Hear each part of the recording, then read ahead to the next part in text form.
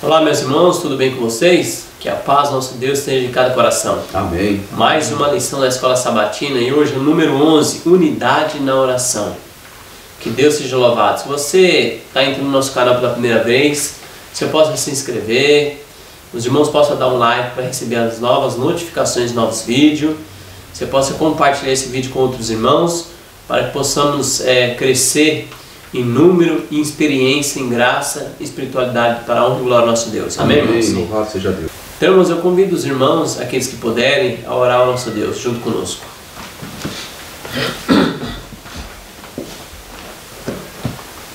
Senhor Deus Todo-Poderoso, Criador dos céus e da terra, graças te damos por mais oportunidade, estamos aqui ajoelhados na tua presença, com vida para honrar e glorificar o seu santo nome. Amém, Senhor. Senhor, meu Deus, perdoa nossos pecados, que são muitos, pensamentos, falar, ações que não foram da tua vontade. Transforma nossa vida e ajuda-nos, Senhor, sermos uma bênção para o Senhor, Deus. Amém, Senhor. Que essa lição possamos compreendê-la, colocar em prática na nossa vida. Amém, Senhor. Abençoe os irmãos que estão nos ouvindo. Abençoe todo o teu povo na face da terra, Deus. Amém. Ajuda que possamos receber o Espírito Santo para que possamos pegar essa extrema mensagélica poderosa em todo o mundo. Amém. E pedimos, não que haja mérito em nós, em Cristo Jesus. Amém. Amém. Louvado seja Deus. Muito bem, irmãos. O verso para memorizar tem Apocalipse 14, versos 6 e 7.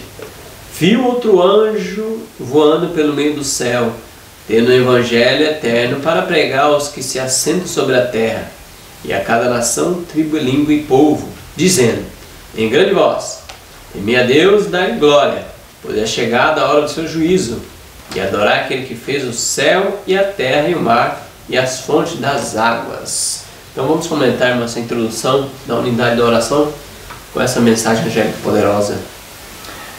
Essa mensagem que está falando o texto aí, ela se cumpriu, a primeira mensagem angélica se cumpriu entre 1840 a 1844. Quem quiser conferir, pode conferir nas páginas, são da História da Redenção, 356 até 363. Pode conferir aí que fala bonitinho lá como é. Eu vou ler um pouquinho aqui. É coisa rápida, muito rápido mesmo. Só localizar a paginação aqui. Mas está nessa paginação aí mesmo que eu falei para vocês. Aqui até está marcadinho já, né?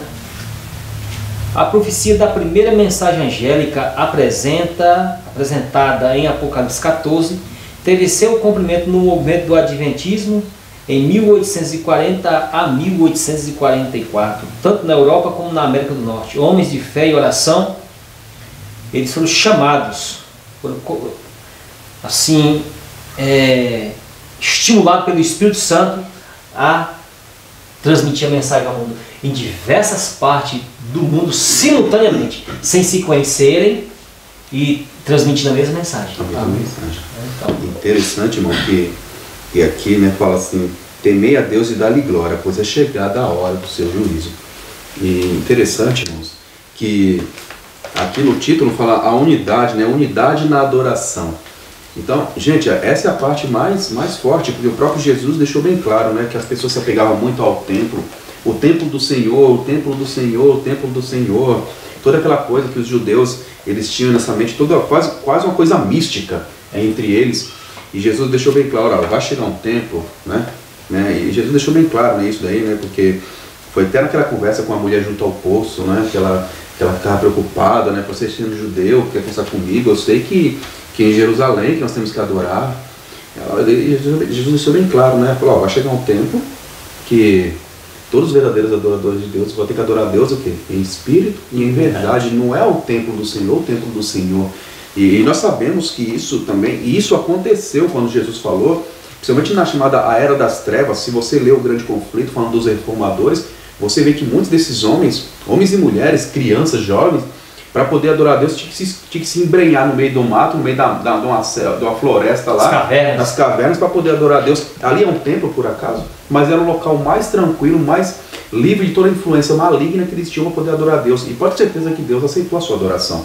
E interessante, quando fala unidade na adoração, Jesus falou, né, Alexandre, que o reino de Deus não pode ser o reino dividido, não pode subsistir, não pode permanecer em pé. Então, peraí, se o reino está dividido, não pode permanecer em pé, então nós temos que saber onde está o problema, porque está falando de unidade. Então quer dizer o seguinte, que eu tenho que estar, por exemplo, nós três aqui, se nós três nos decidimos, nós vamos fazer um culto de adoração e louvor ao nosso Deus. Se nós estivermos unânimes na palavra de Deus, quando eu me refiro à palavra de Deus, nós adventistas, nós cremos que a palavra de Deus é a Bíblia, o Espírito e profecia, é a lei e os profetas. Se nós estamos unânimes na crença da lei e os profetas, nós podemos realmente elevar um culto de louvor e adoração ao nosso Deus. Agora, se está nós três aqui, eu rejeito alguma coisa da lei dos profetas e eu falo, não, vamos nos unir para adorar o nosso Deus, tem coisa errada, não vai ser aceito por Deus, porque eu estou com o coração rebelde, eu estou rejeitando alguma coisa, né? Isso não tem lógica nenhuma, né, nessa questão aqui de unidade na adoração. E eu achei interessante aqui, o próprio autor, né, ele escreveu uma coisa que eu achei muito interessante. Olha só o que diz: esses primeiros cristãos sentiram a necessidade de passar tempo juntos em comunhão. Olha só que coisa, para a unidade, passar tempo juntos em comunhão, estudo e oração, a fim de mostrar gratidão a Deus por sua revelação na vida, morte e ressurreição de Jesus e pelo que ele havia feito na vida deles. Olha só, então os primeiros cristãos, os cristãos primitivos, os nossos pais na fé, os homens e mulheres que serviram de modelo para nós copiarmos, né, pela graça de Deus, essas pessoas, como eles agiram? Veja, eles mostravam que eles sentiam a necessidade de se reunir para estudar a palavra de Deus e para orar juntos, sabe? Então, e você pode ver que muitas vezes nós vamos ler, depois a gente conversa, nós vamos ver situações onde não era permitido isso, né? Então nós temos que refletir nisso. Qual é a unidade de oração? Qual é a unidade da adoração? Será que é somente eu me reunir na igreja, qualquer um de qualquer jeito, eu vou estar adorando a Deus? Será que é isso que esses homens faziam? Será que era esse o comportamento deles? São coisas que nós temos que tirar como lição, não é verdade? Vamos no domingo agora, irmãos, adorando nosso Criador e Redentor. Nós não vamos ler, mas no Apocalipse 4, fala como base para nós, é Apocalipse 5. Que é adorar nosso Deus, Criador e Redentor, com base nesses textos do Apocalipse, irmãos. Interessante, irmãos, que vocês veem a exaltação da pessoa de Jesus que o céu eleva, que o céu levanta, né? Então, essa própria criação imaculada que está lá em cima, santa, que está lá em cima, reconhece o poderio de Cristo, reconhece a grandeza dele. Quanto mais nós que precisamos totalmente dele para poder ser erguido do lamaçal onde nós estávamos. E aqui, então, nós temos que tirar essas lições, porque foi ele, foi Cristo. Por isso, qual o motivo de nós adorarmos a Deus? Por qual motivo eu tenho de adorar Cristo? Ele nos salvou com seu sangue, ele nos deu liberdade com seu sangue e a sua mão poderosa nos protege. Mas aí eu faço uma pergunta para vocês, irmãos, quando a gente fala de adoração. É justo, será que é certo eu abrir mão, se eu sabendo o que Cristo fez por mim e o que Ele faz em mim, né? O que Ele fez por mim e o que Ele faz em mim a cada dia, será que é certo eu abrir mão de Cristo por causa de algum problema, por causa de alguma dificuldade? Será que é justo? Será que é certo isso? Será que Deus entende? Eu lembro uma vez que o irmão pregou, né? Ele falou o seguinte: irmãos, tem muita gente que fala assim, né? Mas Deus entende que eu sou assim, Deus entende isso, Deus entende as minhas dificuldades, Deus entende. E aí esse irmão, né, ele pegou até no ar assim meio pejorativo, ele falou o seguinte: realmente ele entende que você está sendo rebelde, porque você tem tudo na mão, ele está te protegendo, porque você está duvidando dele, do que ele é capaz de fazer por você. Então, quando a gente fala adorar o nosso Criador e Redentor, o homem que está disposto a adorar a Deus, ele tem que estar disposto a enfrentar tudo, porque Cristo já enfrentou tudo, Cristo enfrentou tudo por causa dele. Cristo correu o risco, nós sabemos disso, da sua existência parar, porque ele correu o risco de pecar. Ele correu o risco de pecar, a gente sabe disso. Ele veio para cá, né, como um homem se portou se postou e se portou como um homem de Deus, como um homem tem que se portar, porque ele não foi somente nosso Salvador, mas ele é o nosso modelo e exemplo, o caminho a seguir. E ele correu o risco, Satanás fez de tudo para poder tirá-lo da sua exaltada posição. Nós sabemos disso. Ele fez de tudo para poder tirar, sabe, para poder acabar com Cristo. E nós, como nós devemos agir? Irmãos, eu quero ler um trecho aqui do Grande Conflito, sabe? É na página 252, se eu não me engano. Isso, 252. Aqui eu quero ler um trechinho aqui, ó, falando a respeito dos reformadores, os ingleses. Olha só um trechinho pequeno. Fala assim, ó, no século XVII, milhares de pastores foram destituídos de seus cargos. Né? Líderes religiosos foram destituídos. Foi proibido. Olha a situação que Satanás fez, irmãos. Olha o que Satanás fez. Foi proibido ao povo, sob pena de pesadas multas, prisão e banimento, a assistir qualquer reunião religiosa, exceto as que eram sancionadas pela igreja. Olha que coisa terrível a igreja católica, na época que ela fez. Não, vai ter que ser o que a gente quer. Não, você não vai estudar a Bíblia de você desse jeito, não vai estudar a Bíblia, não. Você tem que estudar do jeito que a gente está falando para você. E ainda continua.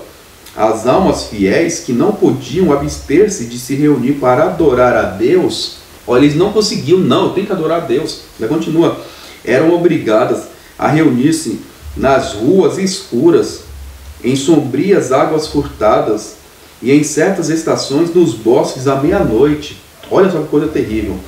Na profundidade agasalhadora da floresta, templo construído pelo próprio Deus, aqueles dispersos e perseguidos filhos do Senhor se congregavam para derramar a alma em oração e louvor. E ainda diz mais: mas, a despeito de toda a precaução, muitos sofreram pela fé. As cadeias estavam repletas, famílias eram divididas, muitos eram banidos para países estrangeiros. Contudo, Deus estava com seu povo, e a perseguição não conseguia fazer silenciar-lhes o testemunho. Muitos foram impelidos para a América do Norte, através do oceano, e ali lançaram os fundamentos da liberdade civil e religiosa, que tem sido o baluarte e a glória desse país. A mensageira do Senhor falando. Então, para adorar a Deus, irmãos, para adorar a Deus, a gente pensa muito bem, não, para adorar a Deus é só ir na igreja. Não é só isso não. Adorar a Deus, os verdadeiros adoradores de Deus adoram a Deus na hora da dificuldade. Porque quando está tudo fácil, olha, um pessoal fala assim, eu acredito que ele está falando bastante, Milânio, mas veja só, você já viu acreditar assim? Irmão, ser crente na igreja é fácil.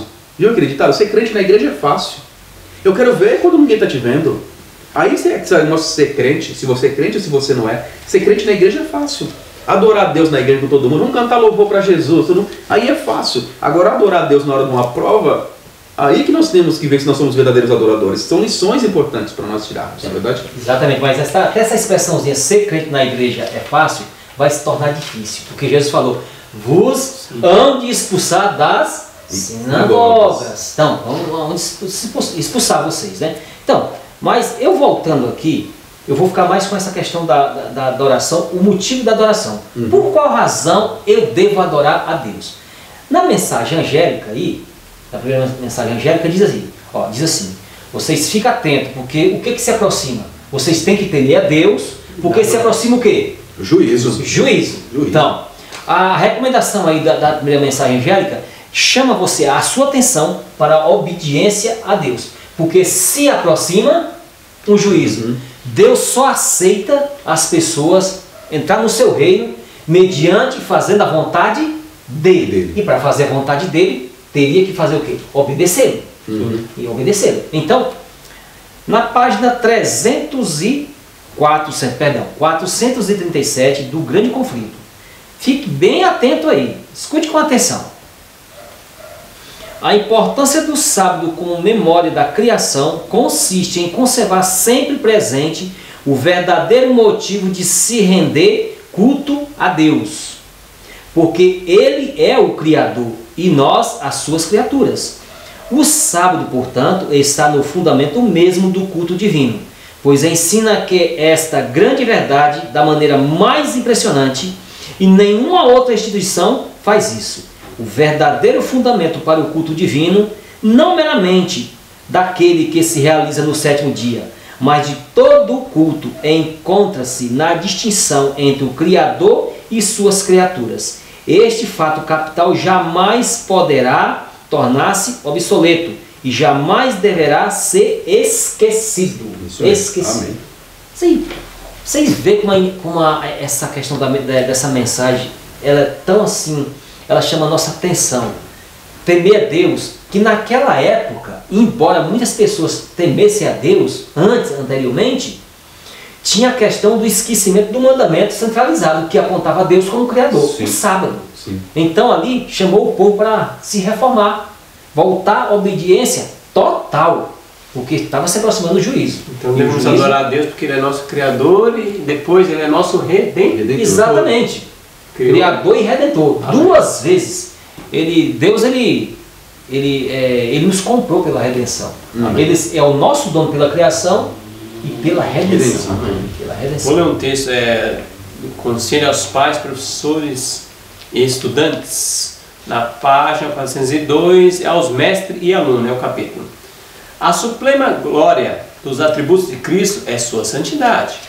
Os anjos se inclinam diante dele em adoração, exclamando: Santo, Santo, Santo, Senhor Deus Todo-Poderoso. Apocalipse 4, verso 8. Declara-se a seu respeito que ele é glorioso em sua santidade.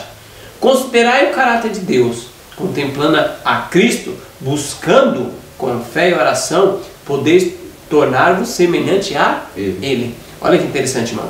Então, quando a gente adora a Deus em santidade, em reverência, considerando o caráter dele, contemplando a Cristo, buscando com fé e oração, nós se tornamos semelhante a Ele. Então, porque a palavra de Deus até fala, né?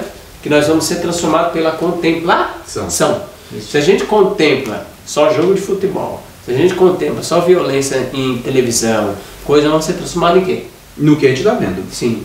E principalmente crianças, viu, Alexandre? Isso, principalmente crianças.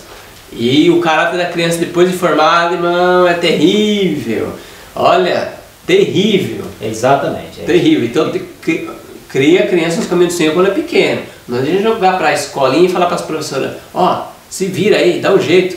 Não tem jeito de só um milagre agora. Não adianta. E outra coisa, Alexandre, você falou da escolinha, e também tem uma situação onde muitas vezes pais cristãos, né, assim, que estão sendo infiéis ao seu dever. Aí os filhos estão lá, começam a desanimar na fé.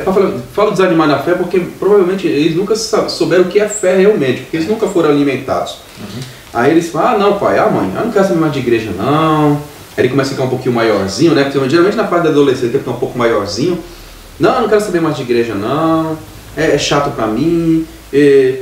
Meus amigos lá fora são mais legais. Eles inventam mil e uma desculpas. Eu não quero saber mais de igreja, não. Aí o que o pai e a mãe faz? Ah, por favor, irmão, ora pelo meu filho. Vamos visitar meu filho.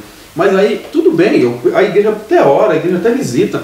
Mas o problema não está agora. O problema não foi recente, sabe? Ah, apareceu do nada, colocou isso na cabeça dele do nada, ele não quer mais saber de ir para a igreja, não quer saber mais de adorar a Deus. Não, isso já foi plantado há anos. Talvez não, provavelmente, né, pelo fato dos pais se preocupar com outras coisas. Não estou nem dizendo que não fossem importantes, tá? Não estou nem dizendo que não fossem importantes. E deixou isso de lado, e aí foi um atrás do outro. É aquela coisa que você vai plantando, né? Você vai plantando, a gente colhe o que a gente planta lá na frente. Então nós temos que tomar muito cuidado com isso. Exatamente. Tem um outro texto aqui, uma outra leitura, mas eu vou ler muito rápido aqui. O próprio texto aqui está falando aqui, a própria paginação. Olha o que diz.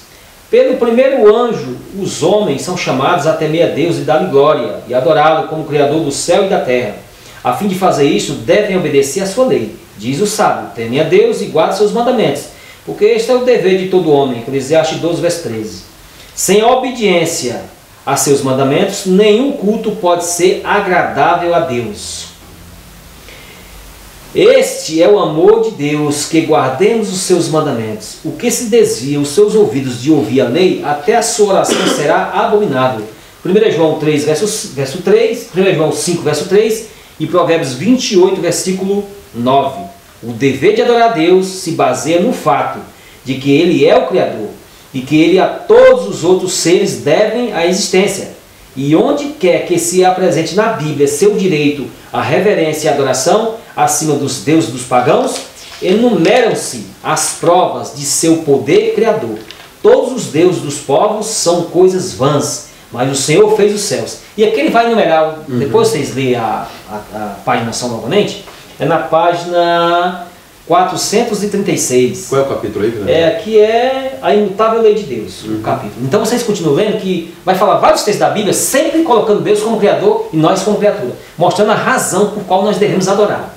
Então, e vai centralizar. E a única instituição que centraliza Deus e mostra, revela Deus como Criador é o sábado. O sábado.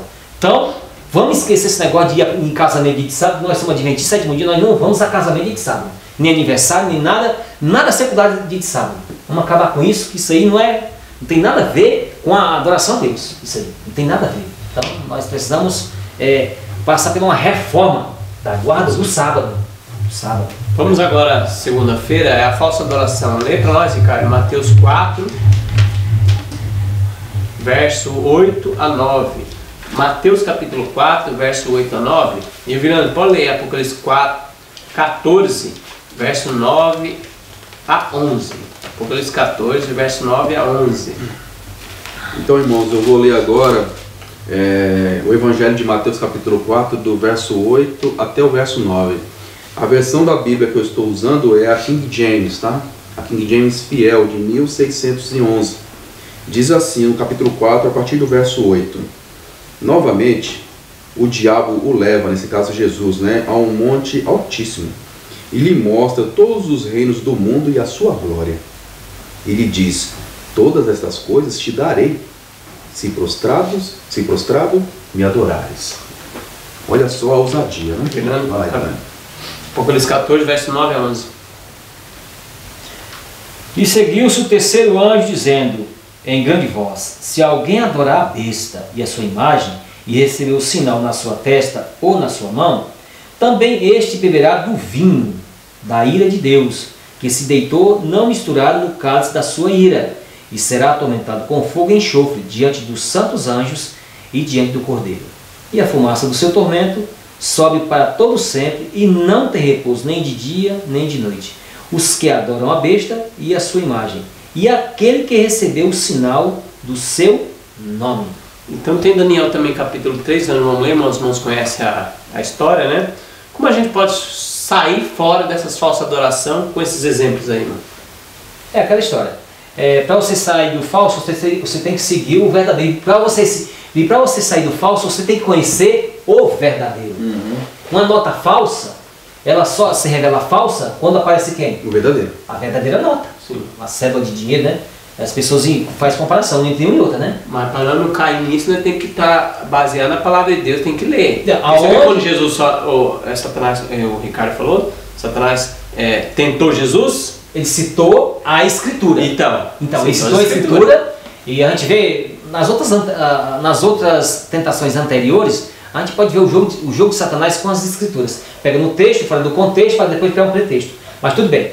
Aqui, nessa questão aqui da falsa adoração, então você vê aqui na tentação de Jesus aqui, que Satanás, ele teve uma ousadia de oferecer.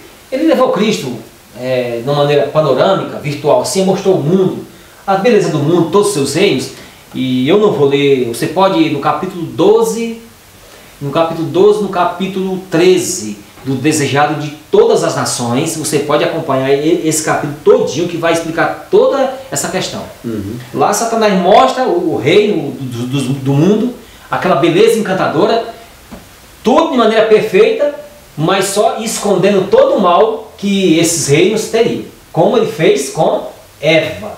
Como ele fez com Eva. O capítulo lá vai falar isso. Você pode ler, estudar, que vai falar isso. Então, ele quis assim usurpar. Ele ofereceu para Jesus aquilo que não era dele. Que ele usurpou, ele tomou o lugar de Adão.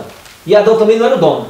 Ele só era o vice-rei. Porque o dono sempre foi Deus e sempre será. Né? E aí ele quis oferecer a Jesus aquilo que não era dele. Ofereceu o mundo todo, os seus reinos. Se fizesse só uma coisa. Ajoelhar e reconhecer que ele tinha poder.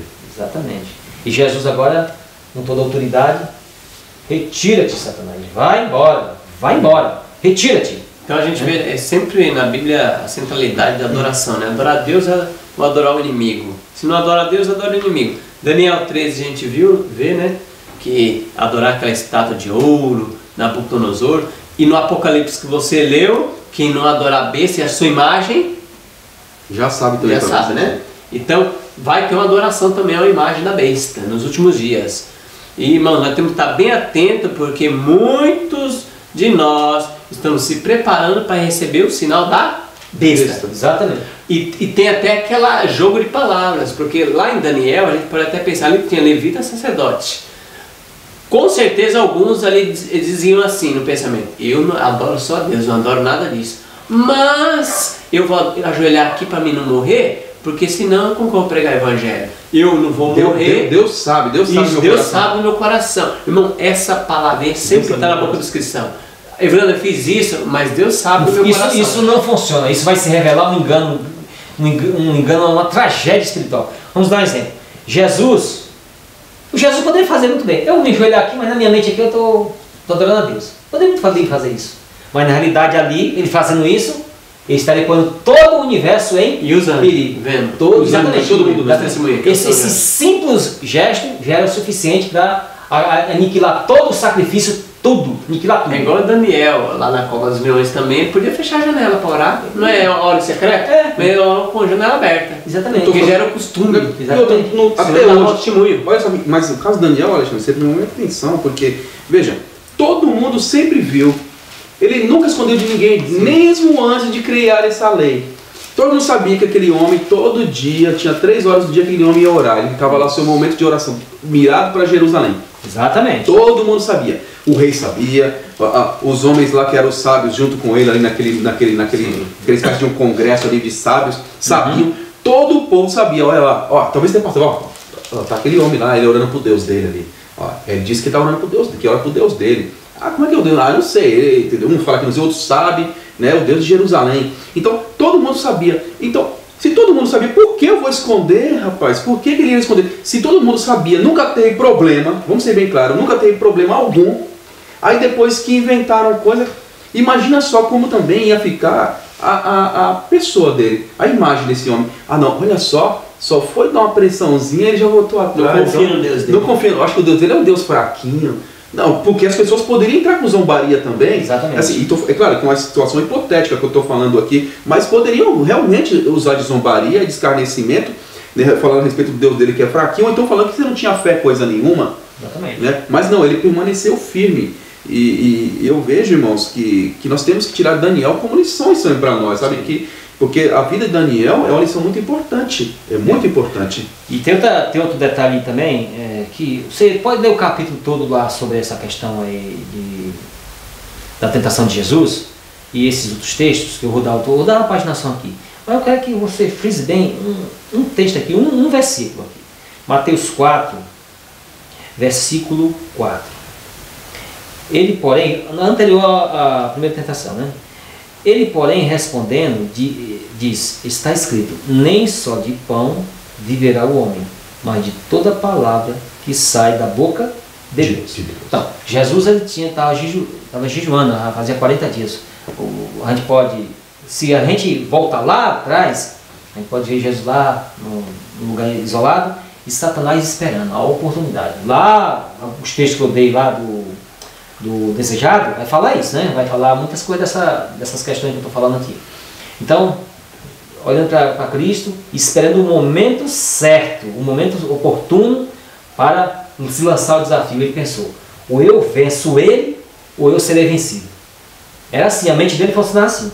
Eu tenho que pegar uma oportunidade onde está mais fraco, mais debilitado, para que eu consiga vencê-lo. Foi na questão do apetite, e lá no texto vai falar sobre essa questão do apetite. Você ter autocontrole. O diabo não abre mão disso de jeito nenhum. E vai falar sobre a questão da intemperança.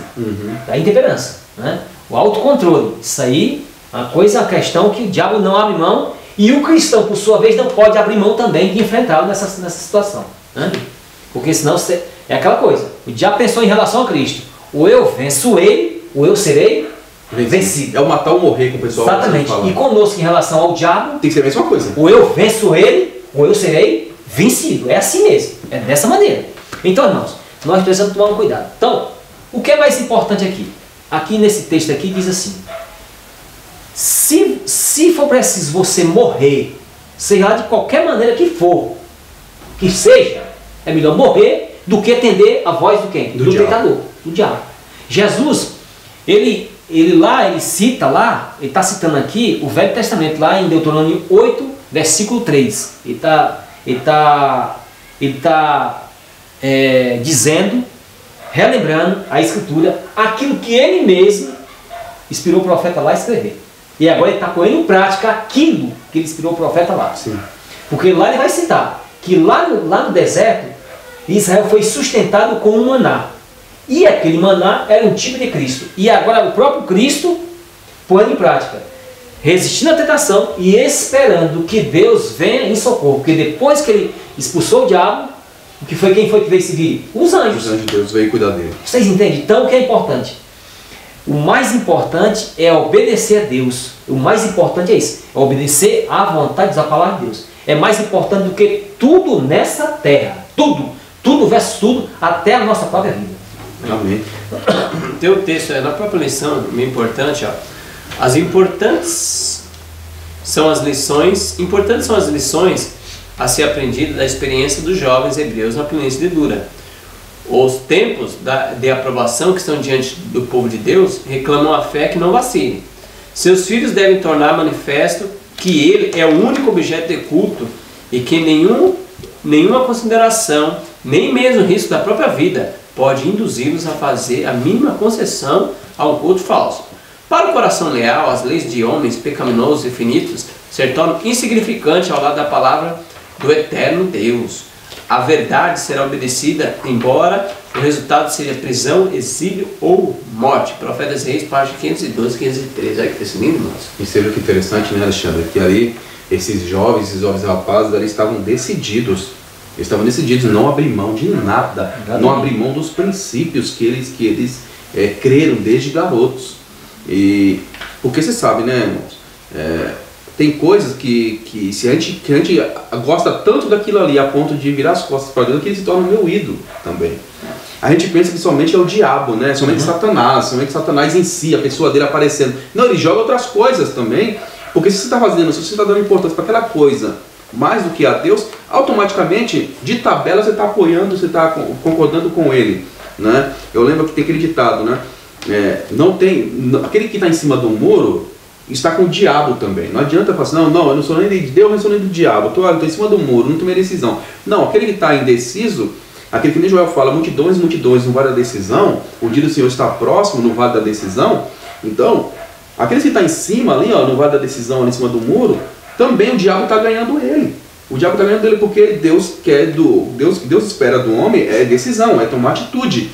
Ou do lado dele, ou contra ele. Não adianta dizer que eu estou indeciso. Para Deus, a pessoa está tomando decisão de não querer se envolver com ele. E tem um texto aqui que eu quero ler para vocês, de uma situação muito terrível que muitas vezes a gente se encontra na igreja. É o livro Educação, tá?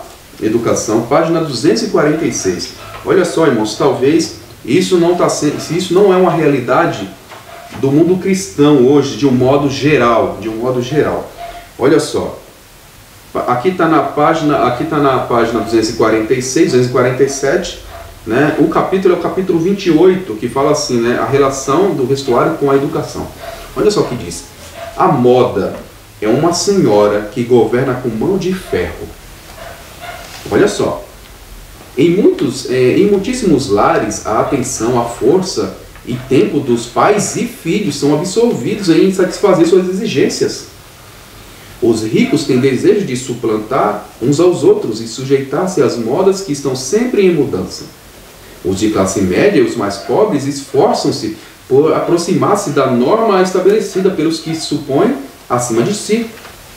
Onde os meios e a força são limitados e o desejo de sobressair é grande, o peso se torna quase insuportável. E aí continua. Para muitos não importa quão próprio ou mesmo bonito um vestido possa ser. No caso de se mudar a moda, tem de ser reformado ou posto de lado. Aí ele continua. Os membros do lar são condenados a uma faina, né, incessante. Não há tempo para educar as crianças, tempo para oração ou para estudo da Bíblia. Não há tempo para ajudar os seus pequeninos a se familiarizarem com Deus mediante suas obras. Não há tempo nem dinheiro para a caridade. Muitas vezes a mesa de jantar vem sofrer restrições. O alimento é mal escolhido, preparado precipitadamente, sendo as exigências da natureza supridas apenas parcialmente. Os resultados serão os maus hábitos no regime alimentar, os quais desenvolvem moléstias e conduzem à intemperança. Então, aqui quando falando de moda, a moda, né, está na moda isso. Então tem gente que quer se enquadrar ao máximo na moda. Então, e aqui está dizendo que a moda é uma senhora, é quase uma deusa, né? Se não uma deusa para muitas pessoas, que governa com mão de ferro. E eu me arrisco a dizer que governa com mão de ferro dentro da igreja hoje. Dentro da igreja. Muitos candidatos aos céus que dizem: eu sou de Jesus, eu já fiz a minha escolha, são escravos da moda. Entendeu? Ah, não, tá na moda isso, eu gosto de fazer isso, eu me sinto bem. Se sente bem, mas aí, né, é aquela coisa, né, não estuda a palavra de Deus. Aí vai nos cultos de quarta-feira, né, porque em vez de ser um culto de oração, é o culto da tragédia, é o culto das moléstias, né, só fala as coisas ruins. Ora pela minha família, ora pelo meu filho que se envolveu com drogas, ora por mim porque eu estou com isso, ora pelo meu marido, ora pela minha esposa. Mas por quê? Por causa de muitas coisas que você colocou no lugar de Deus na sua vida. Na verdade, colocou no lugar de Deus. Aí, em um caso, né, que nem foi lido aqui, é a própria moda. Né? Coisas claramente mundanas. E isso aí enfraquece a fé da pessoa. Como é que você vai ficar de pé se você se baseia nisso? Essa questão dessa falsa adoração, todas essas questões aí que são colocadas aí, a primeira mensagem angélica, Deus está chamando nós para que a gente possa ter uma transformação de caráter. Uma transformação de caráter. Todas essas coisas que faz com que a gente se desvie de Deus é por causa que a gente se deixa ser enganado pelo diabo. Ele mostra o mundo para todos nós de uma maneira muito atrativa e escondendo todo aquele perigo, aquela maldade que existe, aquela questão destrutiva no mundo, para que o mundo se apresente para todos nós de maneira bem atrativa. E assim, vem nos enganar e ofusque, e põe um véu na nossa mente, nas questões espirituais, que a gente não consiga enxergar. E a questão da moda, a questão do dinheiro, a questão da sexualidade, e muitas outras coisas que o diabo sempre prepara um laço para que a gente possa cair. Então, se a gente estiver orando, estudando, vigiando e sempre gostar de Jesus, sempre pegar na mão de Jesus, o diabo não vai nos vencer.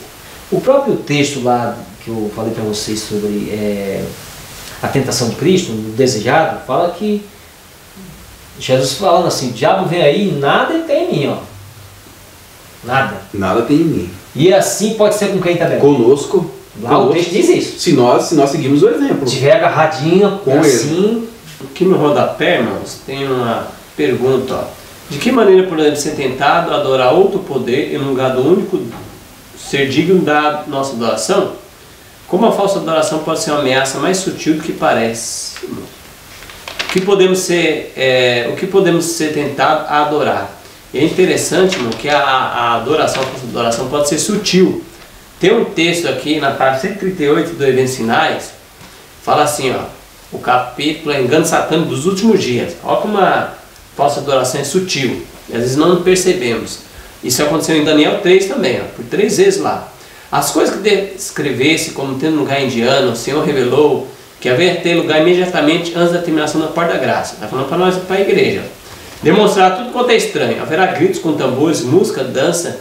Os sentidos dos seres racionais ficaram tão confundidos que não se pode confiar nele quanto às decisões retas. Olha que terrível. Então haverá grito, dança, música, a falsa adoração dentro da igreja. Aqui na igreja vem isso, ó. Uma balbúrdia de barulho, choca o sentido e perverte aquilo que se devidamente dirigido, porque a música seria uma bênção. As forças da instrumentalidade satânica misturam-se com barulho alarido, para se tornar um carnaval. Isso é chamado de operação do Espírito Santo. Essas coisas que aconteceram no passado, em 1900 em diante. Essas coisas que aconteceram no passado, onde ocorrer no futuro. Satanás fará da música um laço pela maneira porque é dirigida. Não demos lugar a essa estranha tensão mentais, que afasta a verdade das mentes profundas da atuação do Espírito Santo. A obra de Deus deve sempre caracterizar pela calma e dignidade. Então, irmão, olha uma coisa sutil que a nossa igreja está sofrendo, é tambores, música e dança. E ela fala que aconteceu em Indiana, que isso era coisa do inimigo, e isso vai acontecer antes de terminar a Porta da Graça na nossa igreja. Pronto, está cumprido isso aqui, irmãos. Sim. Misericórdia. Isso aí já é o pé da letra. É porque o povo gosta e aquela história. Não é por falta de conhecimento. Você dá um clique na internet, tem lá 50 conselhos sobre música de Ellen Goldwhite. 50 conselhos, mastigadinho lá. Você pode entrar na internet e ver lá 50 conselhos sobre música de Ellen Goldwhite, mastigadinho no espírito de profecia. Aí vem lá um músico lá, eu sou músico, sou formado, eu entendo mais do que Ellen Goldwhite. Mas, e os jovens, né? São os jovens da igreja. A gente não pode ficar cantando inária. Eu tiro o jovem da igreja. Inária é coisa para velho, como muitos dizem. Não, se a pessoa não quiser cantar só do inário, muito bem. Faça hino, componha hinos maravilhosos, lindos, maravilhosos, sacros, igual do inário, pronto. Tá tudo certo. Sim. É uma maravilha. Exatamente, é uma maravilha, não tem nenhum problema. Com letras mais atuais, sem rock, sem jazz, nada disso. Tem os hinos cristocêntricos, que são os mais atrativos, que a gente deve compor esses hinos, os compositores, esses que atraem mais pessoas para Cristo. Sim. Os hinos cristocêntricos, né? E sejam sacros, hinos espirituais, como diz Paulo, né? Cantar salmos, hinos espirituais. Então, agora, essa música hoje que está aí, isso é uma coisa terrível. Você pode ver que isso, né, como a gente falou da falsa adoração, né, irmãos? Você pode ver que isso é um componente da falsa adoração. Não foi o que Deus pediu. Não é o que Deus quer. Então, se fosse o que Deus tivesse pedido, estaria sendo exaltado pela lei e pelos profetas. Não, continue assim, que esse é o caminho. Entendeu? Mas não foi. Deus falou, não quero isso. E aí, o que a gente faz? Como eu até falei um pouquinho antes. Nós rejeitamos, batemos de frente com a palavra de Deus. E o que acontece depois? Na hora que vir dificuldades, porque nós afastamos de Deus. Nós estamos afastando de Deus cada dia. Aí nós estamos saindo de baixo. Assim, o Jesus deixou bem uma situação. Falou assim, Jerusalém, Jerusalém, como eu quis cuidar de vocês, Deus falou, que assim como uma galinha protege os seus filhinhos, seus pintinhos debaixo das suas asas, mas você rejeitou. Você não quis, então tá bom, então agora vocês vão ficar entregues ao seu destino, o que você quer fazer da sua vida. Eu quis te proteger, eu quis cuidar de você. Nós hoje a mesma coisa. Jesus, assim, semelhante à galinha, e nós os filhotinhos, estamos protegidos. Os filhotinhos estão protegidos debaixo das asas da mãe. Mas aí o que eu falo? Não, eu quero sair, eu quero fazer o que eu quiser. Aí você fica, tá bom, você faz. Seguir a própria vontade, não a vontade de Deus. Irmãos, é perigo. Satanás ofereceu para Jesus, embora ele estava usurpando, não era dono de nada, nem ele mesmo era dono dele mesmo. Né? É verdade. Ele dava a sua existência a Deus. Deus poder tomar qualquer decisão a qualquer momento e estrelar o dedo e ele acabar a sua existência. Acabar com ele. Então, mas ele ofereceu o mundo para Jesus, no seu aspecto mais atrativo. E agora para nós, oferece lá algum dia de serviço que é para transmitir o sábado, vem trabalhar o sábado, vai ganhar 100 reais, 200, alguns reais. O outro não faça só música assim que você vai vender mais, tanto faz ser saca como ser, o importante é que venda. Então, faz uma ninharia e a pessoa se corrompe. Uma esmola satânica e a pessoa vai... Se corrompe. Vamos na terça agora, irmão. Agora vamos aprofundar mais a primeira mensagem angélica.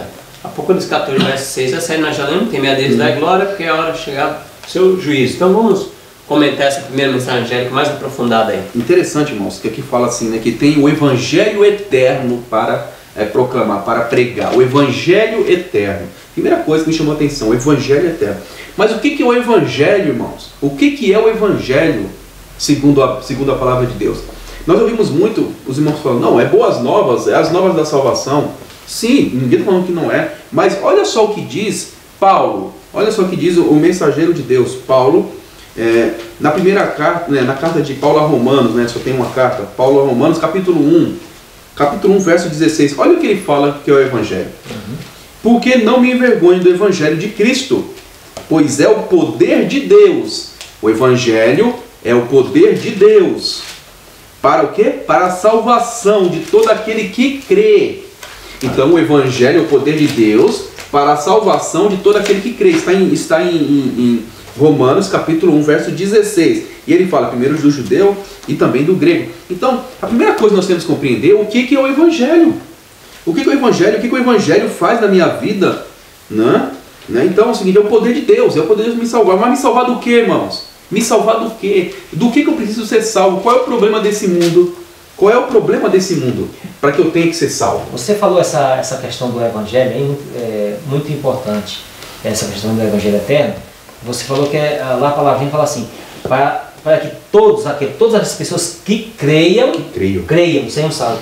Eu esqueci de trazer essa questão do livrinho, é no Caminho a Cristo. Se não fugiu a minha mente, é no Caminho a Cristo, está, que L. Goduarte fala essa questão do crer, e essa questão do crer. O que significa esse crer?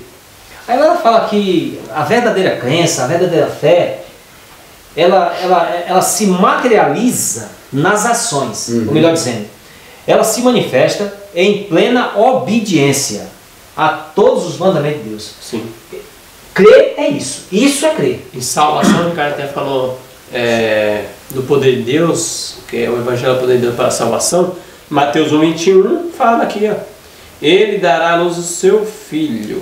Ela dará, né? Porá o nome de Jesus, porque ele salvará seu povo dos pecados deles. Então a salvação é dos pecados. Então é para me salvar do quê? Dos meus pecados. Então é para me livrar do desejo de pecar. E é para me tirar dessa coisa maligna. E aqui o Espírito de Profecia, no livro Mensagens Escolhidas, volume 2, na página 106. Aqui está falando assim, os 3 anjos e o outro anjo. É o capítulo falando dos 3 anjos e o outro anjo. Olha só o que fala. A mensagem proclamada pelo anjo voando pelo meio do céu é o Evangelho eterno. É o Evangelho eterno, ainda continua. O mesmo Evangelho, viu, irmãos? O mesmo Evangelho que foi anunciado no Éden, quando Deus disse à serpente: porém inimizade entre ti e a mulher, entre a tua semente e a sua semente. Esta te ferirá a cabeça, e tu lhe ferirás o calcanhar. Gênesis 3, verso 15. E aí continua. Aí está a primeira promessa de um Salvador que havia de erguer-se no campo de batalha para contestar o poder de Satanás e prevalecer contra ele. Aí continua. Cristo veio ao nosso mundo a fim de representar o caráter de Deus, assim como ele é representado em sua santa lei, pois esta é uma transcrição de seu caráter. Cristo era tanto a lei como o Evangelho. O anjo que proclama o Evangelho eterno proclama a lei de Deus, pois o Evangelho da salvação leva os homens à obediência à lei, pela qual seu caráter é formado segundo a semelhança divina. Olha só que coisa, irmãos. Então o Evangelho eterno, o Evangelho verdadeiro, está dizendo aqui, irmãos, está dizendo aqui, na palavra de Deus, o profeta, está escrito aqui, que o Evangelho eterno me leva a mim, Alexandre, leva você, Vilânio, sabe? A obediência. Se eu permanecer no Evangelho eterno, eu sou transformado. É me levando à obediência, obedecendo, vitória sobre vitória. Amém. Entendeu? E transformado à semelhança divina. Vai crescendo, né? Crescendo de graça em graça, transformado à semelhança divina. Não é assim, Jesus me salvou, então já estou salvo. Não é só perdão. Evangelho Não é só perdão, não é só perdão. Mas não. eu fico observando o seguinte, porque a Bíblia fala de tanta obediência à Bíblia e tanto a Bíblia como o Espírito de profecia. Eu estudando pessoalmente essa questão, Deus fala muito, é muito sensível nisso, obedecer a minha palavra, a minha vontade, isso, assim, a minha lei, assim. Deus insiste nisso, ele insiste. Então, mas tem um motivo assim, um motivo real de tanta insistência nisso. Crer e obedecer, sempre assim. Tem uma coisa a mais do que isso aí, uma coisa a mais. Eu cheguei a uma conclusão, que realmente Deus quer que nós tenhamos o seu caráter. Resumidamente é isso. Deus quer que cada ser humano nessa terra tenha o seu caráter. E como é que o caráter de Deus é formado? Na Bíblia, o Espírito Santo fala que o caráter é formado por sentimentos e pensamentos. Então, Deus quer que nós tenhamos o seu sentimento e também o seu pensamento. A Bíblia fala da mente de Cristo. Exatamente. Deus quer que nós tenhamos a sua mente e o seu sentimento. Sim. É interessante falar assim, ó, temer a Deus. Aí, o que é temer a Deus? A pessoa tem medo, mas tem textos aqui, ó, Gênesis 22:12, eu vou ler aqui, ó, Gênesis 22:12. Então ele disse, não estenda a mão sobre o rapaz, nada lhe faça, pois agora sei que temes a Deus. Ó, porquanto não me negasse o filho, o teu único filho. Então temer a Deus é obediência. Outro texto, os irmãos podem ler, Eclesiastes 12:13, Jó 1:9. Toda palavra temer vai estar junto com obediência e mandamento de Deus. É o respeito, sempre aquela questão do respeito, não medo de Deus, sim o respeito. Então quem teme a Deus obedece. E aí fala assim, teme a Deus e dai glória. Aí as pessoas falam assim, vamos dar glória a Deus, glória, glória. Não é a palavra, não é a palavra em si, é os atos. João 15:8, João 15:8, ó. Nisso é glorificado meu Pai. Não é para dar glória? E que dei muito fruto, assim vos tornais meu discípulo. Então, dar glória a Deus é dar o fruto, que está em Gálatas 5, o fruto do Espírito. Quando a gente recebe o Espírito Santo e a gente dá aquele fruto, a gente está glorificando a Deus através das nossas vidas. Estamos glorificando a Deus. Exatamente. Porque se for só falar, a Bíblia diz assim, esse povo me honra com seus lábios. Mas o coração? Então falar não é fácil. Falar, até um papagaio fala. Sim. Papagaio. De verdade. E quando você falou de dar glória a Deus, o próprio Mateus 5, verso 16, fala isso, né? Que as suas obras apareçam, né? As suas boas obras apareçam, e as pessoas de fora, o que eles falam? Glorifique o vosso Pai por causa das suas obras. Então o seu comportamento, os seus frutos fazem as pessoas reconhecer, né? Então, que Deus é poderoso, dar glória a Deus por causa disso. É verdade, isso mesmo. Deus, eu tenho outras páginas para dar para os irmãos aqui, não sei se vai dessas. História da Redenção 383 e Testemunhos para a Igreja 207 e Conselho sobre Saúde na página 51. Grande Conflito 445, 448 a 49. Tem essas paginações aí para que os irmãos possam ler. E complementar. Ler, né? Eles vai expandir mais o assunto, né? O assunto vai ser mais expansivo ainda, né? Bem mais. Tem um texto aqui, irmãos, no Comentário Bíblico Adventista, volume 4. Na última página esse texto está. Está lá na página 1306. Então não tem como ser errado. Em português, a última página, o último texto. Ó. Olha que fala. Nessa época que procede imediatamente segunda vinda de Cristo, na nossa, né? Na noiva do céu, Deus chama o homem para preparar um povo para estar em pé no grande dia do Senhor. Olha que Deus quer que a gente prepare um povo que subsista no dia do Senhor. Deve ser realizada nesses últimos dias uma obra exatamente como fez João. O Senhor está dando mensagem ao seu povo através do instrumento que escolheu. E Ele deseja que todos dêem ouvido à demonstração, à advertência que Ele envia. A mensagem que precedeu o ministério público de Cristo foi: arrependei-vos, publicanos e pecadores, arrependei-vos, fariseus e saduceus, porque está próximo o reino dos céus. Mateus 3:2. Nossa mensagem não deve ser de paz e segurança. Como o povo que acredita no breve aparecimento de Cristo, temos uma mensagem bem definida: prepara-te para encontrar com teu Deus. Amós 4:12. Então essa é a mensagem: teme a Deus e dá glória. Nossa mensagem precisa ser tão direta como a de João Batista. Olha que interessante, irmão. Ele repreendeu reis, sua iniquidade, apesar do perigo da sua vida. Corria. Ele nunca permitiu que a verdade vacilasse seus lábios. Nossa obra nessa época deve ser feita com a mesma fidelidade de João Batista. Ó. Chamava os reis, chamava os fariseus, tudo, arrependei-vos. Então ele pregava para a igreja de fora: arrependei-vos dos seus pecados. Nesse tempo de apostasia quase universal, ela dizendo na época dela, e colocando para nós hoje, Deus chama mensageiro a proclamar sua lei no espírito e no poder de Elias. Como João Batista, ao preparar um povo para o primeiro advento de Cristo, chamou a atenção para os 10 mandamentos. Devemos dar em tom claro: temei a Deus e dai glória, para a chegada da hora do seu juízo. Com o fervor que caracteriza o profeta Elias e João Batista, devemos esforçar a fim de preparar o caminho para o segundo advento de Cristo. Porque tem que se preparar, hein? Porque vai acontecer uma coisinha, e aqui o profeta diz assim: quem suportará o dia de sua vinda? E quem subsistirá quando ele aparecer? Porque ele será como o fogo do ouvires, e como o sabão dos lavadeiros, e assentar-se-á afinando e purificando a prata, e purificará os filhos de Levi, e os afinará como ouro e como prata. Então ao Senhor trarão ofertas em justiça. Malaquias 3, versículo 2, versículo 3.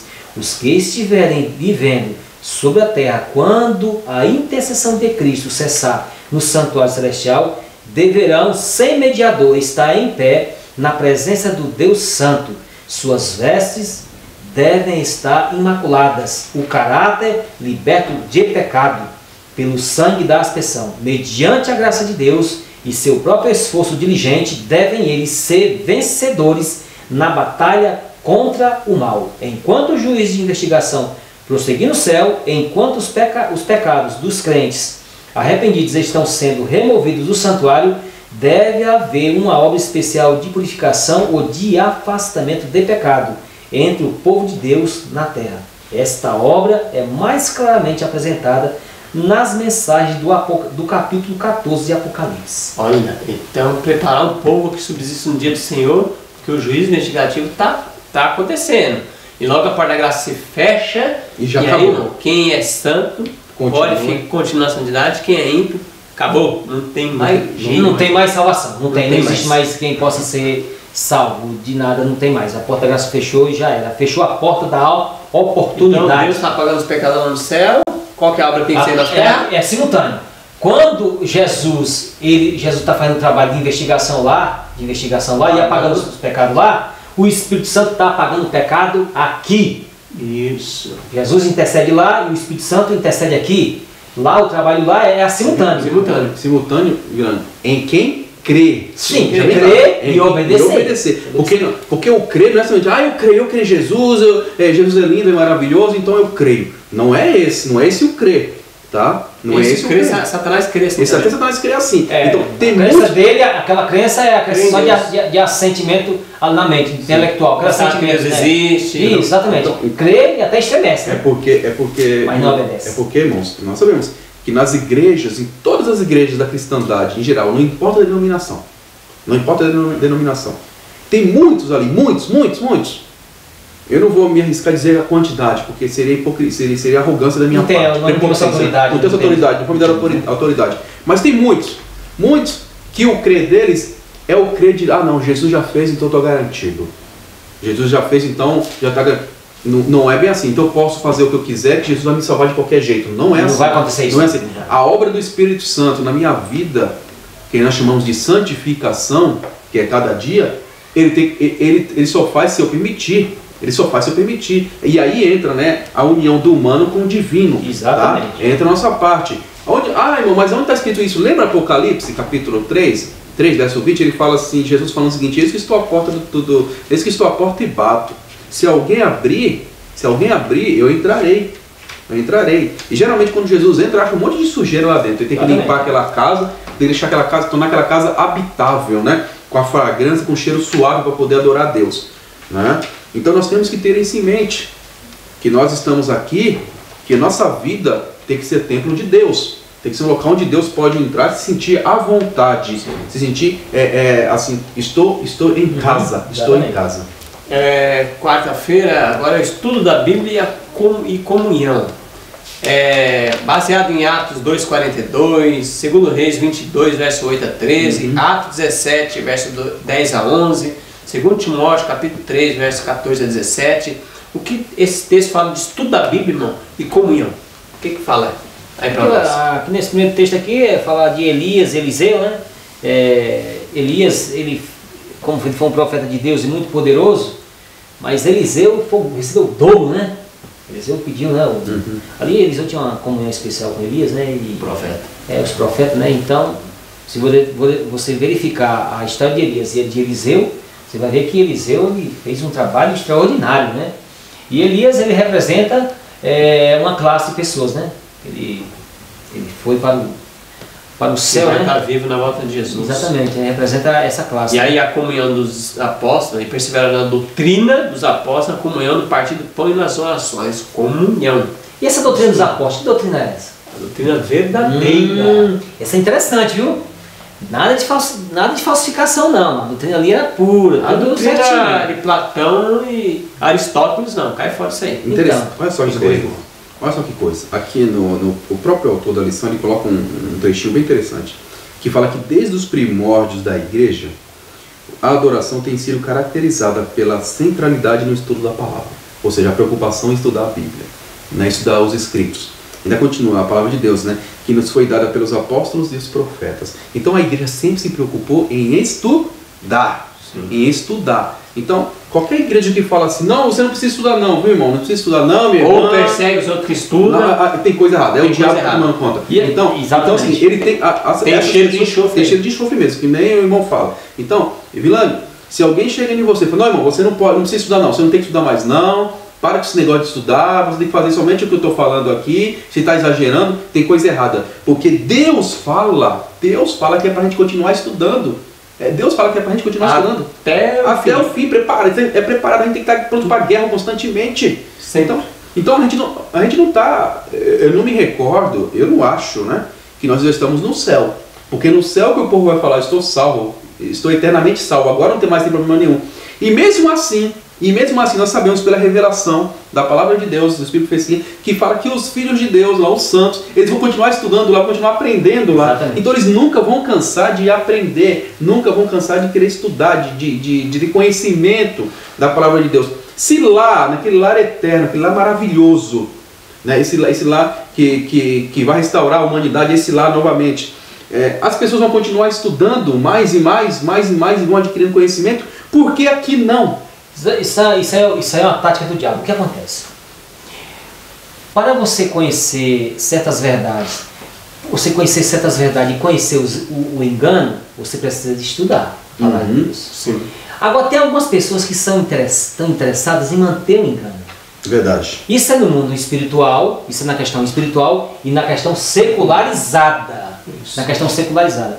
Tem muitas pessoas que mantêm aquela camuflagem no mundo secularizado para enganar as pessoas e ganhar dinheiro, né? Ganhar dinheiro com especulação, com isso, com aquilo, com a tramóia, a falsa diplomacia, que é a verdadeiro engano, a gente sabe disso, né? Isso é no mundo secularizado. No mundo espiritual, como lá no passado aconteceu, que as pessoas eram impedidas de conhecer a palavra de Deus, porque conhecendo a palavra de Deus ia conhecer os enganos dos líderes da época.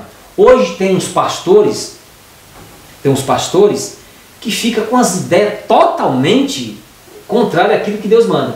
Jesus fala assim, estuda, pesquisa a minha palavra. Isso no contexto adventista, estuda a Bíblia e o Espírito da profecia. Sim. Agora vem um pastor, um ancião, sei lá, não é para você se reunir, não é para você estudar, não é para fazer isso, não é para fazer aquilo. Irmão, isso é uma verdadeira aberração.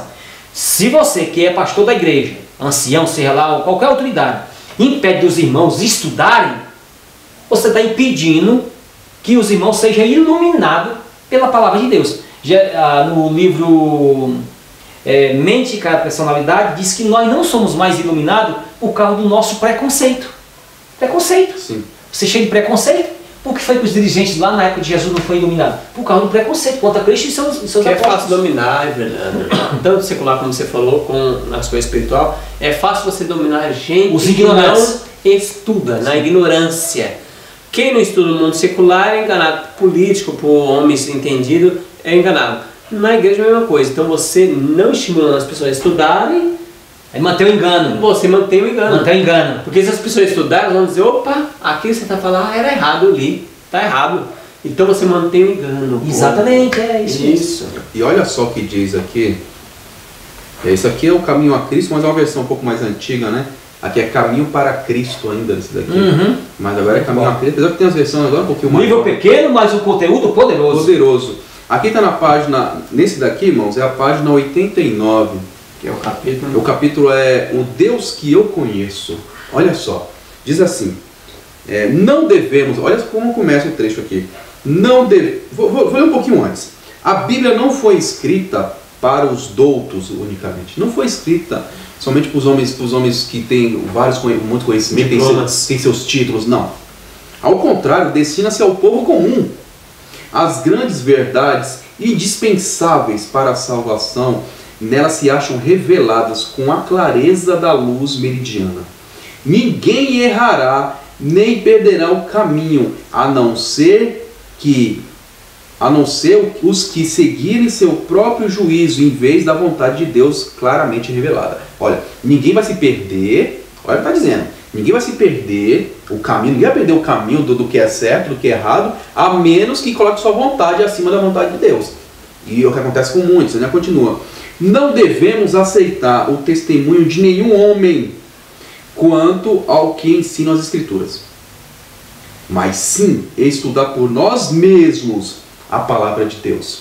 Não devemos aceitar o testemunho de ninguém. Não, é assim que eu acho que é. Não, não. Vamos ver se é isso mesmo. Ainda continua.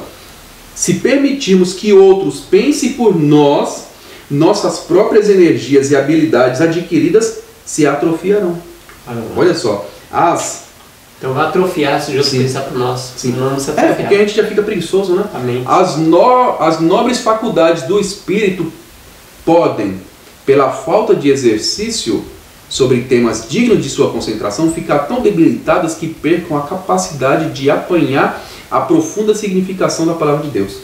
O Espírito se ampliará se for empregado em investigar a relação dos assuntos da Bíblia, comparando passagem com passagens e coisas espirituais com coisas espirituais. Então, vejam só, primeiro já fala, né, que as pessoas só vão se perder se não seguir o que Deus falar. Entendeu? Porque se ela segue o que Deus falar, ela está no caminho certo. Ou seja, a minha vontade fica para trás. Primeiro é a vontade de Deus.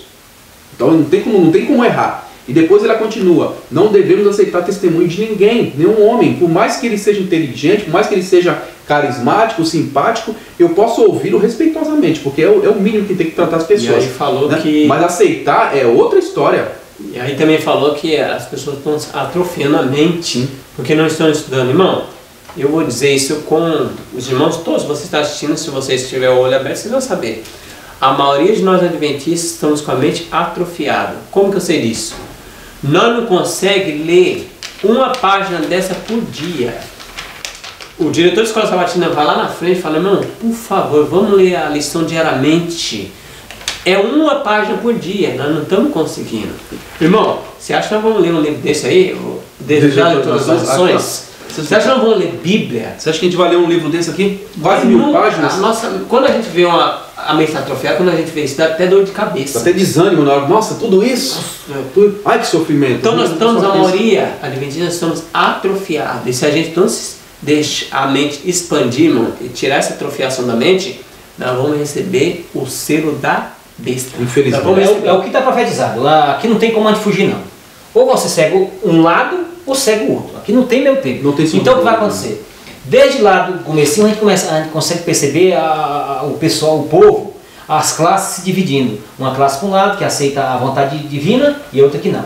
Lá no Noé, o pessoal zombando de Noé, Noé aí sim, assado, e renegaram a palavra de Deus. E Noé anunciava e eles deixaram para lá. Uma parte morreu antes de acontecer o dilúvio, lógico que trabalharam na arca e aceitaram a verdade, mas morreram antes, né? E a outra parte rejeitou, então se perderam.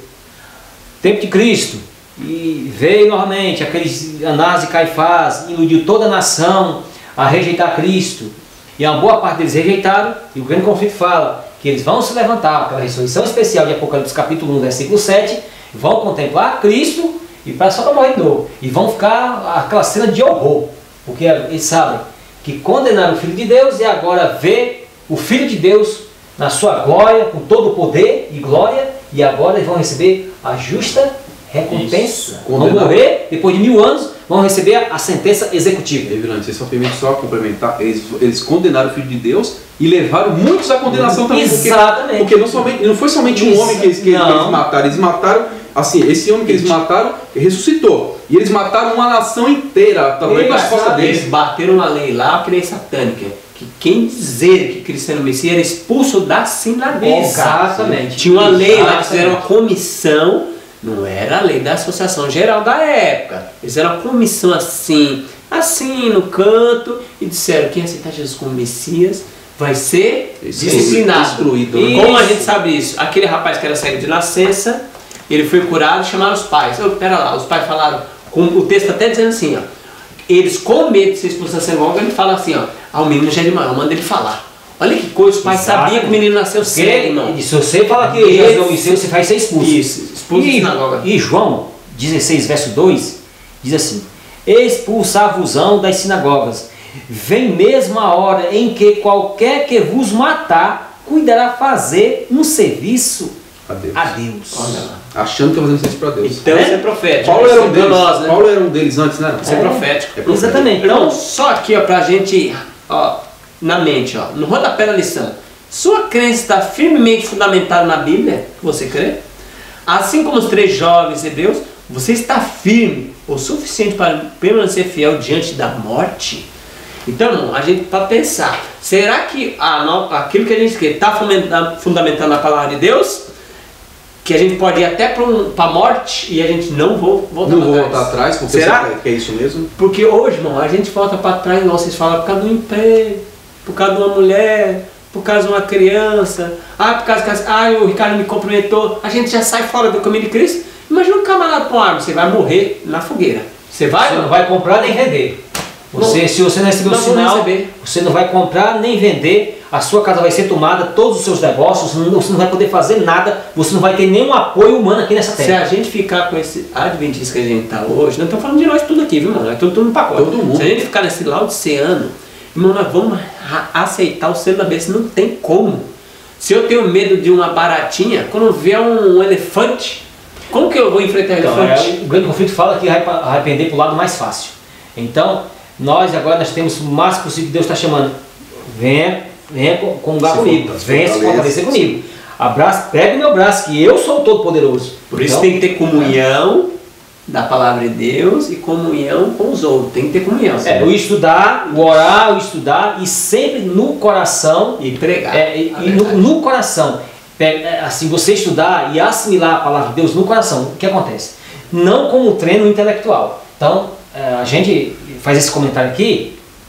A Bíblia e o Espírito de Profecia foram dados para fins práticos. Isso. Então o que acontece? Se eu pegar a Bíblia e o Espírito de Profecia só para chicotear os irmãos, criticar que não se deve fazer isso, mas se eu pegar só para reprovar os irmãos e não reprovar a mim mesmo, aí eu estou no caminho perigoso. Verdade. Então a Bíblia e o Espírito de Profecia reprovar a mim e a todos nós. Então eu tenho que pegar para mim. A Bíblia para mim, no meu coração, para a prática. O salmista fala assim: quando contemplei a palavra de Deus, eu logo fiz o quê? Comer. Sim. Exatamente, se alimentou, absolveu, quer dizer absolveu, né? No sentido figurado. Tem um texto aqui que eu não vou nem ler, mas está na lição de todos, irmão. Está no Atos dos Apóstolos, página 232. Está na lição aqui, ó, de quarta-feira. Diz que se a gente estudasse a palavra de Deus, quando fosse pregado para nós, a gente fosse como os bereanos, aí fala, onde agora existe relativamente poucos, haveria um grande número. Sim. Se a gente estudasse a palavra de Deus como os bereanos, onde tinha poucos irmãos ou seria muitos. Por que nós não somos muitos hoje? Porque nós não estudamos a palavra de Deus. As pessoas pregam, fulano é famoso. Não pode questionar, amém.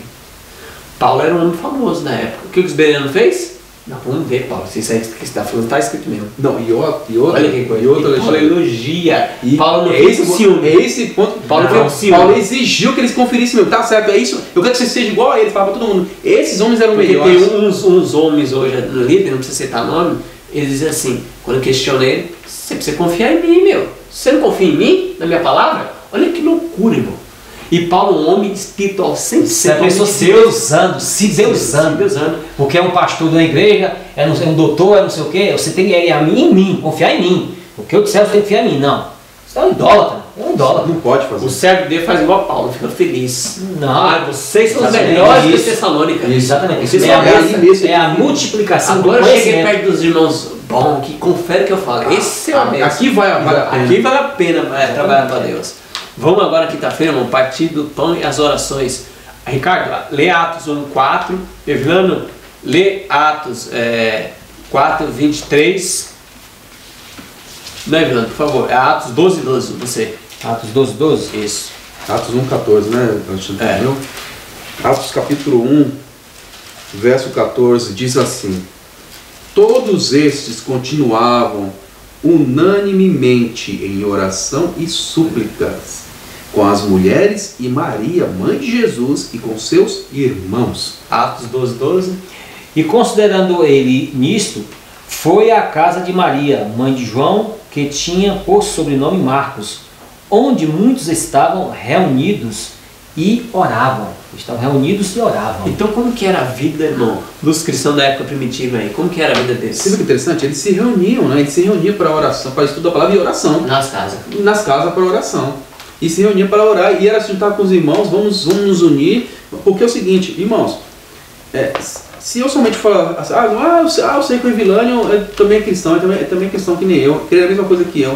Tá, da boca para fora, mas será que é mesmo? Será que é mesmo? A gente tem que ter proximidade, sabe? Porque é assim, aquela coisa, irmãos, um exército tem que estar um confiando no outro, um tem que estar cobrindo a retaguarda do outro, não é isso? É verdade. Então, por exemplo, aí no momento que eu não estou bem, o irmão está aqui, não, peraí, irmão, vou te ajudar, te levanta, fortalecendo, é para se fortalecer junto, não é? Aí, eu não posso chegar para não, só vou chegar, por exemplo, só no dia quando eu for no culto, lá na igreja que é a Santa Convocação, aí eu chego lá, passo aquelas horas, e depois, tchau, que Deus abençoe, tá? E vou para minha casa e fico lá a semana toda, aí depois na semana que vem, eu volto lá e às vezes eu nem vejo você, não vejo você lá, não vejo você uma semana, aí eu continuo, participo da convocação, aí eu vou para casa, aí vamos supor que na outra semana eu não vejo você de novo.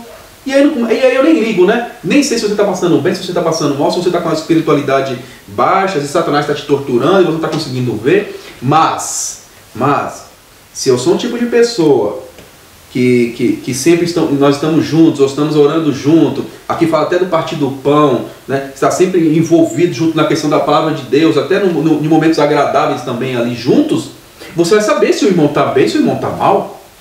Você vai saber, porque assim, as coisas vão se mostrar, porque você já conhece o perfil dele.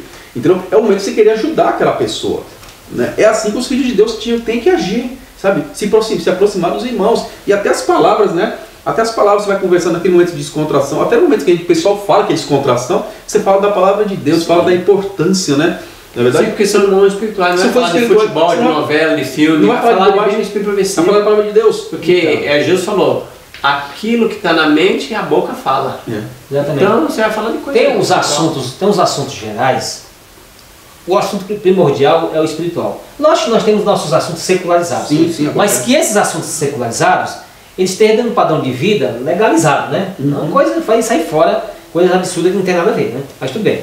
Mas aí em Atos 4, versículo 23 a 31, diz também que eles oravam lá, né? E principalmente por uma coisa muito importante, pela pregação da palavra de Deus, a expansão da palavra de Deus. Então o que acontece?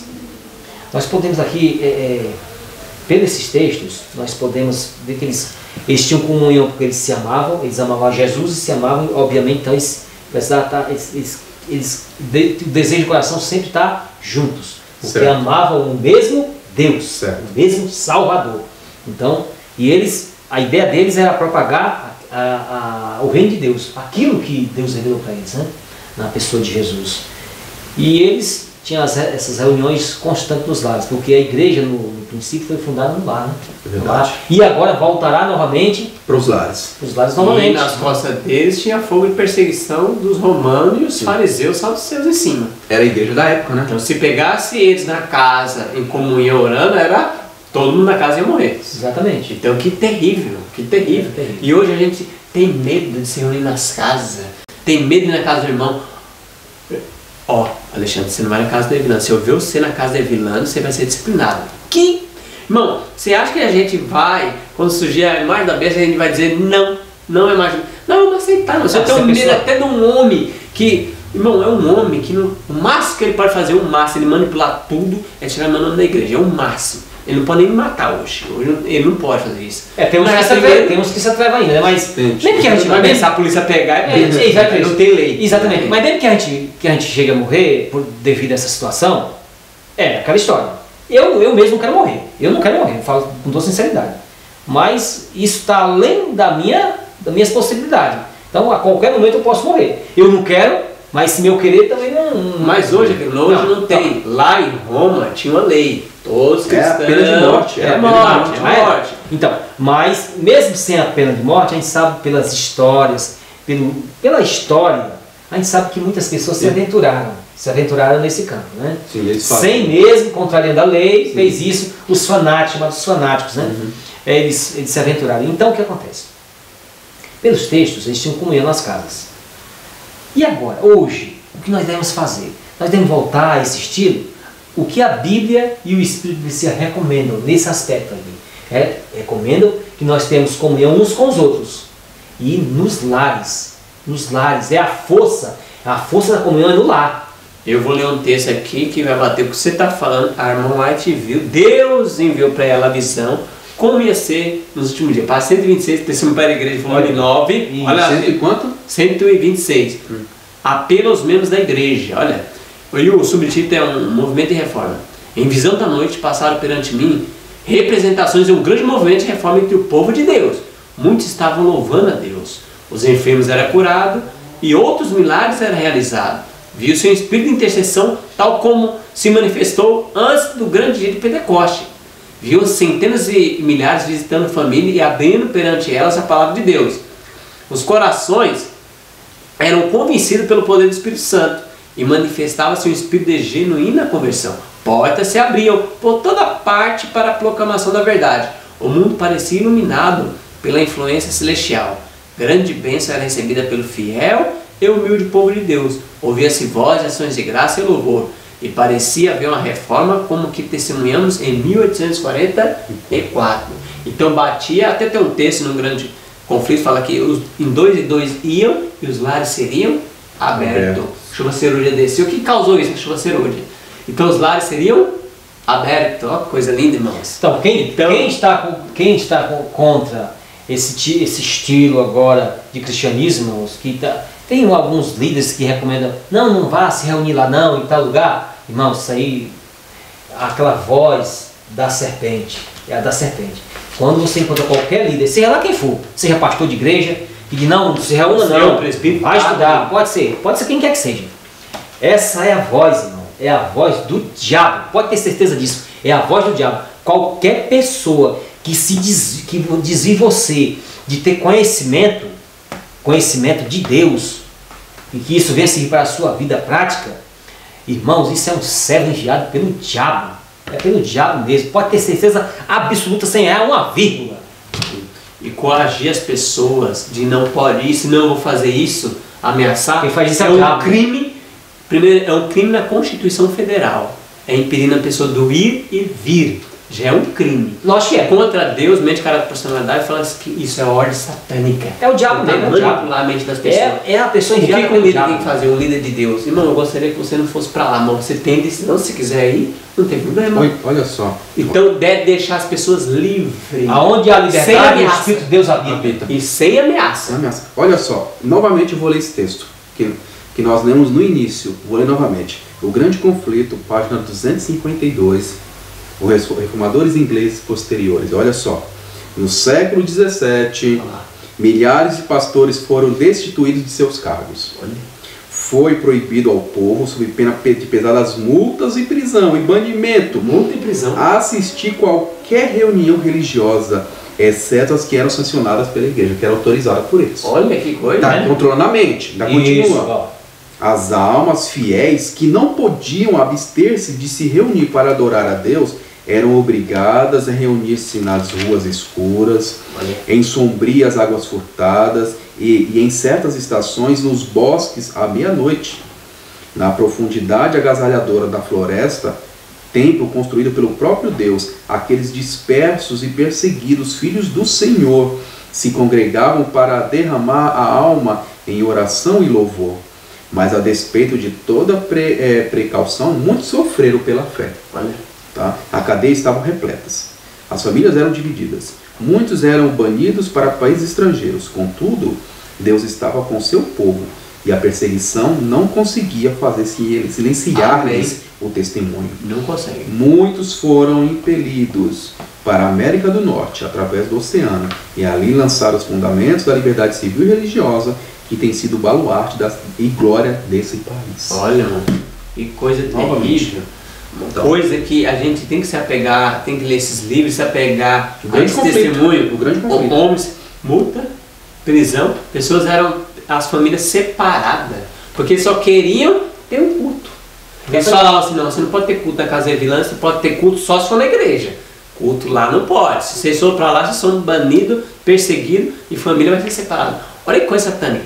Irmão, isso não está acontecendo hoje. Exatamente, ao pé da letra, ao pé da letra. Bem como é pequenininho, isso vai aumentando até eles vão a lei para matar. Pode matar as crianças, pode matar todo mundo.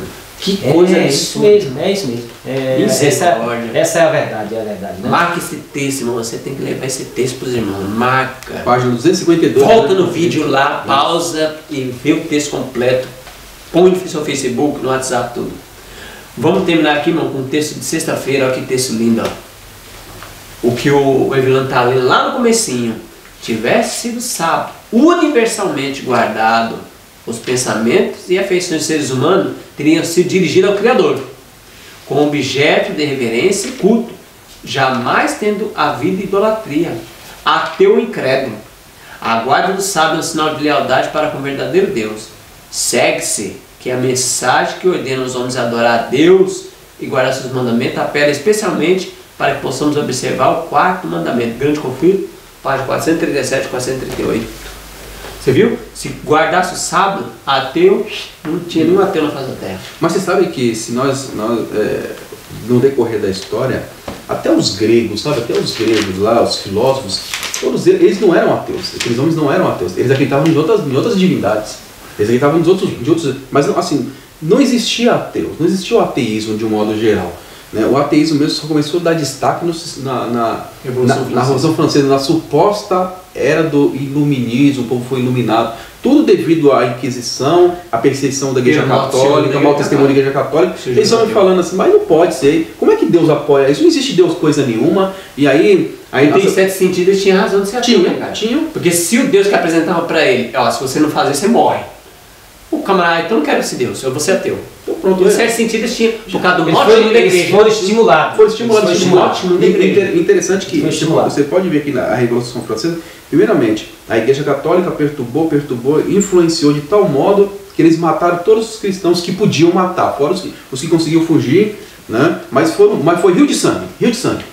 Aí depois, eles viram que não resolveu o problema nenhum, ainda continuaram esse tipo de coisa, aí esse pessoal se revoltou, foram lá, aí a guilhotina começou a rolar fogo nas igrejas. Colocaram fogo nas igrejas, rolou solto. Um monte de líderes da Igreja Católica perdeu a cabeça também, gente da família real perdeu a cabeça, e aí virou um Papa inferno. Preso. Aí virou um inferno aquela nação, uma bagunça, entendeu? E não, agora que nós temos aqui a deusa da razão, aqui não tem nada de Deus não. Ou seja, então o ateísmo, Deus, assim, de um modo assim prático, né, assim, para poder, como quase uma instituição no mundo, deu-se na Revolução Francesa, deu-se na França esse tipo de coisa. Porque, de modo geral, as pessoas nunca foram ateias, nunca foram, não acredito em Deus. Podiam acreditar no Deus da Bíblia, mas todos esses homens, eles acreditavam na divindade, acreditavam eu acredito no Deus do sol, no Deus da lua, no Deus da árvore, não sei o que. Isso aí é de cada cultura deles. A humanidade nunca foi ateia. Nunca teve ateu na humanidade. Isso aí começou devido à Igreja Católica, aí proliferou, né? E você pode ver que os ateus, eles têm essa mentalidade. A desculpa deles falar assim, mas se Deus é tão bom assim, por que permite que essas coisas ruins aconteçam? Não é isso que eles falam? Ele fala mesmo. Por quê? Por causa do mesmo linha de raciocínio que a Igreja Católica fez. Mas como Deus é tão bom, vocês estão mandando matar? Satanás bate na tecla lá do sábado. Contra o sábado, porque sabe, se a gente crê no sábado, tem que crer na criação. Então ele bate lá no sábado. Duas instituições, sábado e a família. O sábado como eu li, né, na página 437, né, diz claramente que lá o sábado está no centro, porque ele revela Deus como Criador e a nossa obediência a Ele. Amém. Então, irmãos, que Deus abençoe você, que Deus abençoe nós, que nós possamos compartilhar essa mensagem com outros irmãos, que possamos levar esses textos, no Espírito de você para a igreja e reavivar, orar pela igreja, reavivar com a Bíblia e o Espírito de profecia. Amém? Vamos orar para o nosso Deus?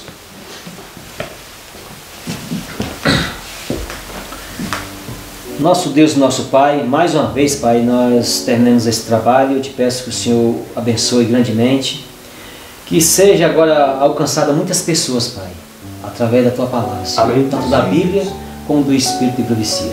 Que muitas pessoas venham abrir o seu coração para aceitar as Tuas instruções, Senhor, e não temer, Pai, o homem, mas sim respeitar somente a Ti, a Tua palavra, Senhor. E eu te peço que cada um possa fazer o seu trabalho também. ao receber esse comentário no coração, Pai, que cada um também venha compartilhar com os seus vizinhos, com os seus semelhantes, as tuas verdades, Senhor. Que o teu reino venha a ser propagado no mundo todo, venha a ser expandido através do teu poder, através dos mensageiros que o Senhor envia, Senhor. Amém. Te peço uma bênção sobre nós também, que nos mantenha sempre com esse objetivo de, o máximo possível, explanar a tua palavra como realmente o Senhor deseja, Senhor. Amém. Amém. Te peço que cada um de nós siga o teu caminho, a tua vontade, até o fim de nossas vidas, no doce nome de Jesus. Amém. Amém, Senhor. Louvado seja Deus.